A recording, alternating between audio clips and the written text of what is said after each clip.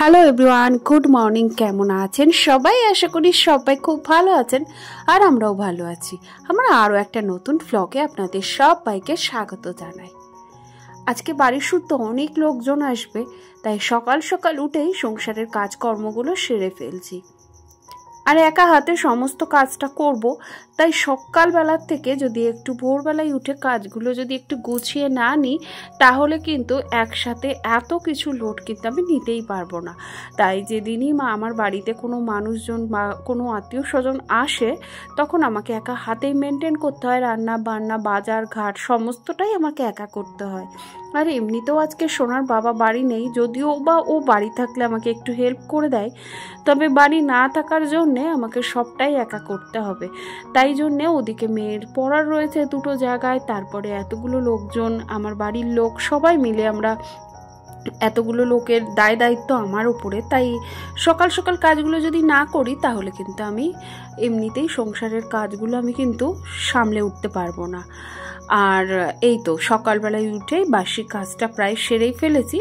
এইবারে এই যে দুয়ারে একটুখানি নেতাটা দিয়ে নিতে হয়, প্রত্যেকটা জানেনই, প্রত্যেকটা গৃহস্থ বাড়িরই এটা নিয়ম থাকে। সকালবেলায় উঠেই দুয়ার ঘরে জল দেওয়া, বাসি উঠোন ঝাড় দেওয়া, মাজা ঘষা এগুলো তো থাকেই। তবে কি বলুন তো, রাত্রিবেলায় আমি বাসনটা মেজে রাখি, তো তার দরুন আমার এই একটা কাজ কিন্তু আমার অনেকটা কম হয়। আসলে কি জানেন, আমি কুসংস্কার মানি না। অনেকে বলে না যে সকাল ও রাত্রিবেলায় বাসন মাজতে নেই, মাজলে এটা হয় ওটা হয়। তবে আমি যেটা বিশ্বাস করি, আমি কিছু নিয়ম মেনে চলি, যে নিয়মগুলো মানলে আমার সংসারে উন্নতি হবে। আমি জানি রাত্রিবেলায় এঁঠো বাসন রান্নাঘরে রেখে শোয়াটা আমার মনে হয় ঠিক না। এতে হাইজিন মেনটেন করাও হয়, আর ওদিকে কিন্তু আমার সংসারটাও ভালো থাকে। আর আমি যদি এঁঠো বাসন রাত্রিবেলায় রান্নাঘরে রেখে দিই, তাহলে কিন্তু নিজেরই দেখবেন কেমন যেন একটা লাগে। সকালবেলায় উঠে এঁঠো বাসন দেখলেই একটা গায়ের মধ্যে একটা ঘিনঘিনে ব্যাপার তৈরি হয়। তো তার জন্য আমার খুব বিরক্তি লাগে, সারাটা দিন আমার নষ্ট হয়ে যায়। তো ওই জন্য আমি রাত্রিবেলায় করে বাসন মেজে পরিষ্কার করে রাখলে আমার সংসারটাও ভালো থাকবে, আর আমি নিজেও কিন্তু ভালো থাকবো। আসলে আমরা মানুষরা কয়েকটা কুসংস্কার মানি, এটা হয় ওটা হয়, এটা হয়, এটা করলে ওটা হবে, ওটা করলে সেটা হবে। আসলে তা না, কুসংস্কার না। আমার নিজে সংসারে উন্নতির জন্যে আমি কিছু কিছু নিয়ম মেনে চলি, যেগুলোর জন্যে কিন্তু আমার সংসারে অনেকটা শান্তি বজায় থাকে, আর্থিক শান্তি থাকে, বা মা লক্ষ্মীর কৃপাদৃষ্টিও বজায় থাকতে পারেন বলতে পারেন। এই যেমন ভোর ভোর করে ওঠা, এটা কিন্তু আমাদের খুবই ভালো।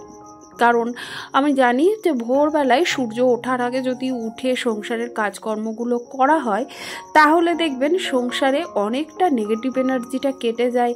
বা আমি এটাও শুনেছি আমার মায়ের কাছে, যে সূর্য ওঠার আগে সমস্ত কাজগুলো করে ফেললে নেতা ঘরে, তারপরে ঝাড় দেওয়ায়, এই উঠোন ঝাড় দেওয়ায়, এই কাজগুলো সবসময় ভোরবেলায় উঠে করে ফেলতে হয়। তাহলে নাকি সংসারের একটা পজিটিভ দিক থাকে বা পজিটিভ ভাইব থাকে।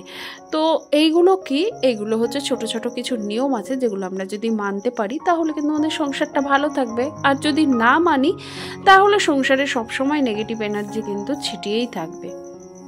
তারপরে দেখুন, সকালবেলায় উঠে বাসি বিছানাটা সকাল সকাল তুলে ফেলা, তারপরে বাসি কাপড় চেঞ্জ করা, বাসি কাপড়ে কিছু না খাওয়া, সকালবেলায় উঠেই একটু পুজো, একটু ঠাকুরের জপান্নি করে তারপরে সমস্ত কাজে হাত দেওয়া, তাহলে দেখবেন মনটাই যেন আলাদা একটা শান্তি বিরাজ করে। তো এই ধরনের ছোট ছোট কিছু কাজকর্ম করে থাকি, তাতে আমার সংসারটা ভালো থাকে। আর এই তো আপনাদের সাথে অনেকগুলো কথা বলে ফেললাম। তবে কি বলুন তো, এই কথাগুলো আমার একান্তই আমি আমার নিজের অভিজ্ঞতা থেকে বলছি, আমার মায়ের কাছ থেকে শোনা, আমার শাশুড়ি মা, আমার বাড়ির যারা গুরুজন ব্যক্তি, তাদের কাছ থেকে শোনা। তো সেগুলোই আমি আপনাদের শেয়ার করলাম, হয়তো বা আপনাদের ভালোও লাগতে পারে। আর এতে কোনো বাধ্যবাধকতা আছে যে করতেই হবে, এমন কোনো ব্যাপার না। আমার ভালো লাগলেই যে আপনার ভালো লাগতে হবে, এমনটা নয়। আমার ভালো লাগে বা আমি যেগুলো করি আপনাদের সাথে শেয়ার করার চেষ্টা করি। যারা নতুন নতুন সংসার করছেন, আমার মনে হয় তাদের একটু হলেও উপকারী কিন্তু লাগতে পারে। আর এই দেখুন, ঘর দোর পরিষ্কার করে ভালো করে ঝাড় ঝুটো দিয়েই কিন্তু আমি এদিকে চলে এসেছি বাজারে। আর সেই সাথে সাথে সোনাকে প্রাইভেটে দিয়ে এসেছি, ও পড়তে পড়তেই কিন্তু আমাকে এই কাজগুলো করে ফেলতে হবে। আর আজকে যেহেতু মাছ আনতে হবে, তাই আমার হাজব্যান্ড আমাকে বলে দিল এইখান থেকে মাছ নিয়ে যেতে। তাই এই যে এইখানে এই দাদার কাছ থেকে মাছটা নিয়ে যাচ্ছি। তাই এটা আমার বাড়ির থেকে মিনিমাম 10 থেকে 15 মিনিট আসতে যেতে সময় লাগবে, আসতেও হবে আবার যেতেও হবে, মিনিমাম 8 ঘন্টা আমার সময় লেগে যাবে।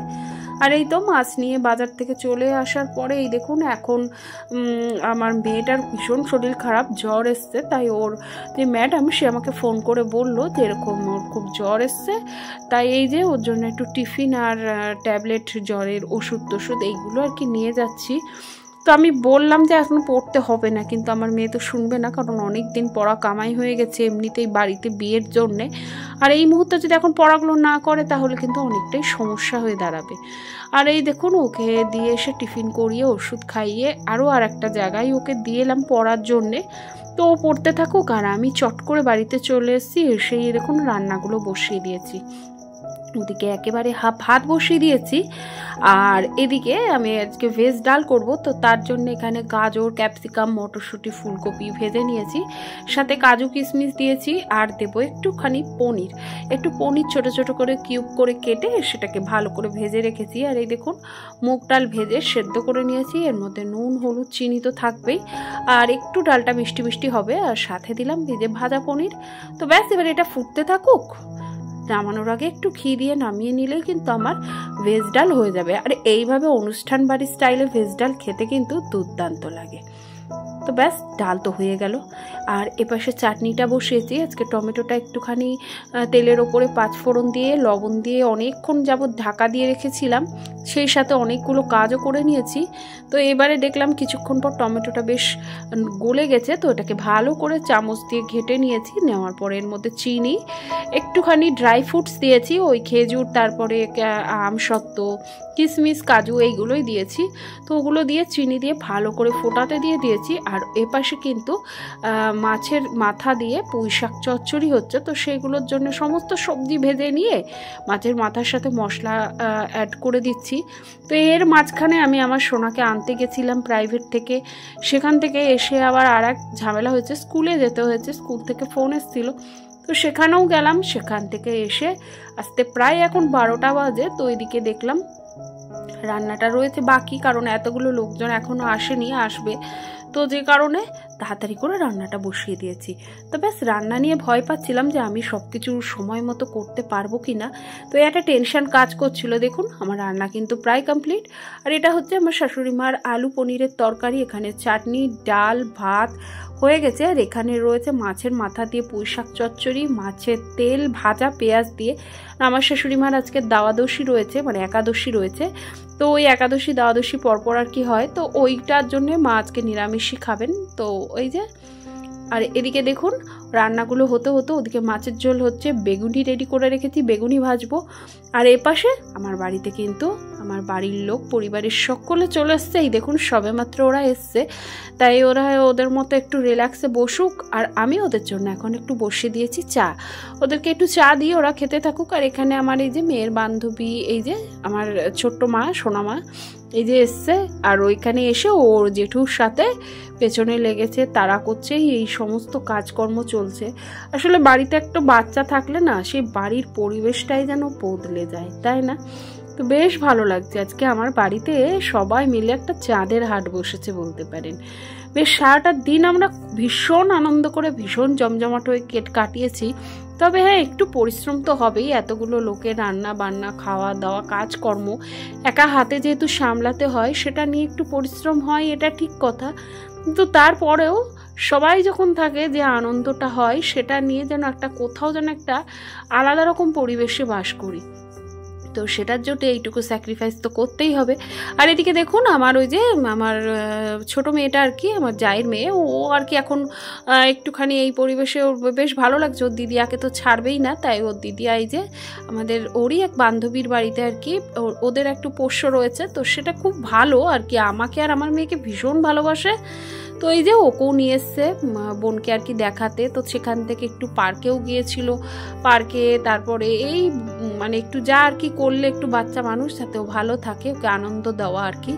তো যাই হোক, এই দেখুন বোনকে নিয়ে এখন এই যে একে, এই যে গোলু, ওকে আমরা গোলু বলেই ডাকি, তো ওই দেখুন গোলুকে আদর টাদর করে নিয়ে আবার বোনকে নিয়ে দেখুন পার্কে এসছে।